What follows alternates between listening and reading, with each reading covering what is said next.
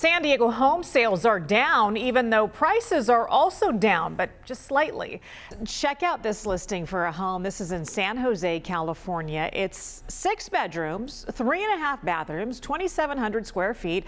There's a swimming pool. You might say, well, it's kind of a fixer-upper. This house also includes an inactive meth lab. That's right. The listing says the home has an inactive meth lab and meth contamination, and it will be transferred to the new owner in the current condition. Water rates in the city of San Diego are going up. We've been covering that story for you, but now Oceanside might be next. Oceanside's water rates could climb 6% in 2024 and then another 6% in 2025. The number of U.S. cities with housing markets valued at over $1 trillion doubled just 4 from last year to 8 this year. That's according to a report that was released today from Redfin. Chicago, Phoenix, Washington, and Anaheim now join New York, Los Angeles, Atlanta, and Boston as cities where total home values top $1 trillion. Well, despite huge protests, the San Diego City Council approved that big hike in our water bills. Texas had a net gain of about 174,000 people in 2023. Number 2 on the list was Florida, followed by North Carolina, South Carolina, and Tennessee.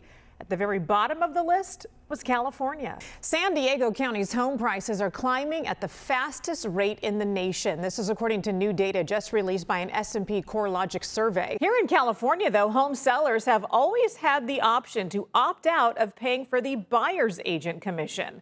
Other changes in the settlement mean the commissions paid to agents will no longer be listed on the multiple listing service. Also, in order to tour a home, a potential buyer will be required to have a written agreement with their agent. Along one of the most beautiful beaches in the world is the city of Coronado, home of the Hotel Del. It's a vacation destination, and it's known for its spectacular real estate. This historic beachfront home is listed for sale at $40 million. You take one step inside Crown Manor and you're walking into a museum. Real estate agent Scott Ulrich is guiding our tour. From the crown molding to the floors, from the decor to the antiques and the fine details, the Crown Manor is impeccably preserved for a home built all the way back in 1902. One of the things that I immediately take away from this house, Scott, is how big it is in Coronado. Yeah, well, for most places it's huge, but for Coronado it's spectacular. I mean, there's no other houses that are even half as big. This is about 24,000 square feet. You heard him right, 24,000 square feet, 12 bedrooms with the option of 5 more that could be converted. A potential buyer could also negotiate the purchase of all of the furnishings, from the furniture to the chandeliers, even the statement pieces, like this dining room table that seats 16. Anybody who's looking for a house wants to see what the kitchen looks like. Kitchen. Well, before we get to the kitchen, this is the china room. This is just the china room? China room, yeah. The china room is where food is plated right before it's served. The cabinets hold glassware and dishes. Through another door is the kitchen, which was recently converted to a commercial-grade kitchen. There are stainless steel countertops and sinks, an industrial-sized refrigerator, even this giant mixer. The cooking range is large enough to prepare food for hundreds of guests. There's even a private tasting room equipped with a large wine fridge. This is the main staircase, Scott. But how many levels is this house? Well, the house has 4 levels. There's a basement, the main level we're just on, we're going up to the second level, and there's a 3rd level, or 4th level up on the top. There are several staircases in this home, and not one, but 2 elevators. Down this long hallway is the master bedroom. It's relatively quaint for this size of house, but it has spectacular ocean views. Because this was all redone in the 90s when Larry Lawrence owned the house, and he made this their master bathroom suite. And as we go around the corner, you'll see his closet. In a second, I'll show you her closet. His closet has rack after hanging rack for clothes and shelves for dozens of pairs of shoes. Up a short flight of stairs is the room that used to be her closet. At one point, this room was full of racks of clothes. There's a seamstress room just for fitting custom clothing.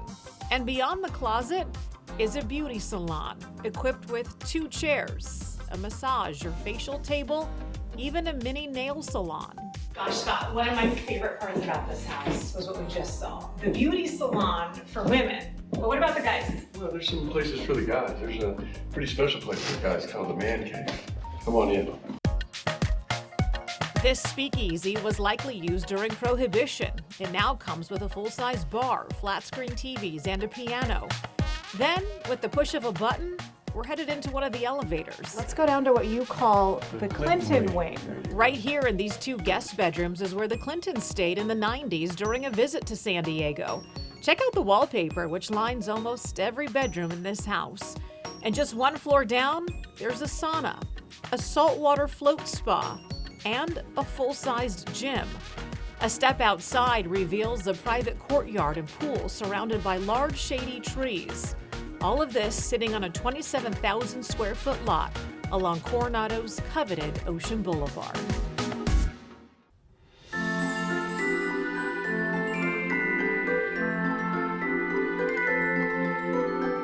On the top of a mountain in rural Jamul sits a castle with incredible 360-degree views. There's a medieval portcullis gate at the front.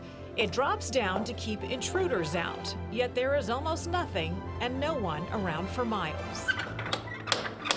Hello there. Welcome to Laminate Castle. Realtor Patty Resch is the listing agent. She opened up not one giant 750-pound wooden door, but two. We have a bar, obviously a suit of armor, a few swords, and there's Jack.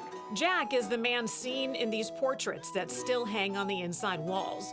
Jack Laminack owned this castle. In fact, we're told that he built it, including cutting and laying 11,000 stones with the help of just one worker over the course of 8 years. His dream from the time he was 10 was to build this exact castle. Exactly. He had drafted it in elementary school when he was 10. And so this is what he built. Jack lived here with his wife. This large fireplace is the source of heat, and there is no air conditioning system. Only soldered steel windows, and only a few of them open. The decor is eclectic, from the weaponry to the gargoyles. Here's the primary bedroom. This bed had to be welded together inside this room in order for it to fit. This was to duplicate a bed from one of the kings a long time ago in Germany. I understand it's just a 2-bedroom It castle, is. which is interesting too. Yeah. How many square feet? It's almost 3,800. On the other side of this closet is the bathroom. It's all medieval style with stonework leading up these stairs and then down into the shower, which, as you can see, is fit for a king. We were wondering where the dungeon was in this castle. Well, there's not one, but there is a secret passageway which goes deep under the stairs, and we're told at one point the owner stored gold bars in there. Then up these stone stairs is the main living area. And here we are in the kitchen. Built back in the 90s, the kitchen does have a gas stove and views out these small windows. The cabinets, counters, appliances, and large furniture were all placed upstairs using these giant hooks and a pulley system to hoist them up. So we unlatch, open it up, and we get to go up the spiral staircase to the princess suite.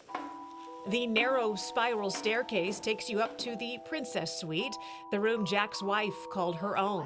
It has a window that opens and allows you to very carefully crawl out onto the roof to check out amazing views. On a clear day, you can see all the way out to the Pacific Ocean. The asking price for this castle and the land, a royal $1.25 million.